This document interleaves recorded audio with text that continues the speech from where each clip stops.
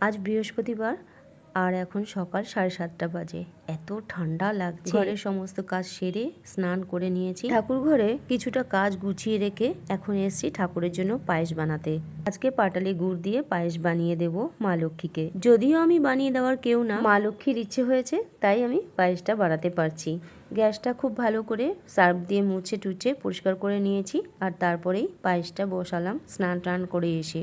হাঁড়িতে দুধটা ঢেলে জাল দিতে বসিয়ে দিলাম আর ততক্ষণে ঠাকুর ঘরে যে সমস্ত কাজগুলো ছিল সেগুলি করে নিলাম। দেখো মা লক্ষ্মীকে সাজিয়ে গুছিয়ে মালা পরিয়েও একদম তৈরি করে দিয়েছি আর এর মাঝে এসে চালটা দিয়ে গেছিলাম। মাঝে মাঝে এসেই দুধটা আর চালটা একটু নাড়াচাড়া করে দিয়ে গেছি। কাজু কিশমিশ পাটালি গুঁড়ো দিয়ে দিলাম।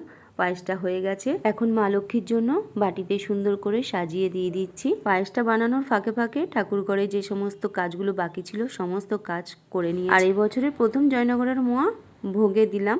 বছরের যে কোনো নতুন জিনিস আগে ঠাকুরকে নিবেদন করে তারপরে আমরা খাই। অনেকদিন ধরেই মনে হচ্ছিল পাটালি গুড় দিয়ে মা লক্ষ্মীকে পায়েস বানিয়ে দেব।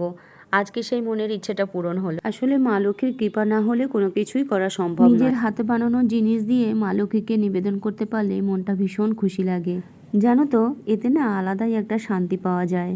আর এখন মনে মনে ভেবে রেখেছি বৃহস্পতিবার করে নিজের হাতে বানানো জিনিস দিয়ে মা লক্ষ্মীকে ভোগ নিবেদন করব।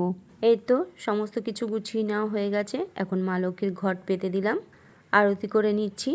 আসলে অনেক কিছুই করা যায় নিজের যদি জায়গাটা থাকে। মনে তো অনেক কিছুই ইচ্ছা হয়, কিন্তু কখনো কখনো ইচ্ছা থাকলেও উপায় থাকে না। কালকে রাতেই মনে মনে ভেবে রেখেছিলাম আজকে ভোর ভোর উঠে পুজোটা সেরে নেবো। প্রতিদিন যেন তো দেরি হয়ে যায়, প্রায় 11টা 12টা হয়ে যায়। আর অত দেরি করে না আমার পুজো দিতে ঠিক ভালো লাগে না। সকাল সকাল পুজোটা হয়ে গেলে না মনটা ভীষণ শান্তি লাগে আর একটা পজিটিভ ভাইবস ফিল করা যায় নিজের মনেও আর ঘরেও। তাই আজ একদম সকাল সকাল উঠে সব কাজ সেরে আগে পুজো কমপ্লিট করে ফেলেছি 9:30টার মধ্যে। আজ আমার ঠাকুরের আসনটা এত সুন্দর দেখতে লাগছে। পুজো আমার কমপ্লিট। তোমরাও ভোগ দর্শন করে নাও। ভোগ দর্শনে দুর্ভোগ কাটে। আমার আজকের পুজোর ভিডিওটা তোমাদের ভালো লাগলে একটা লাইক করে দিও। তোমরা সবাই ভালো থেকো, সুস্থ থেকো।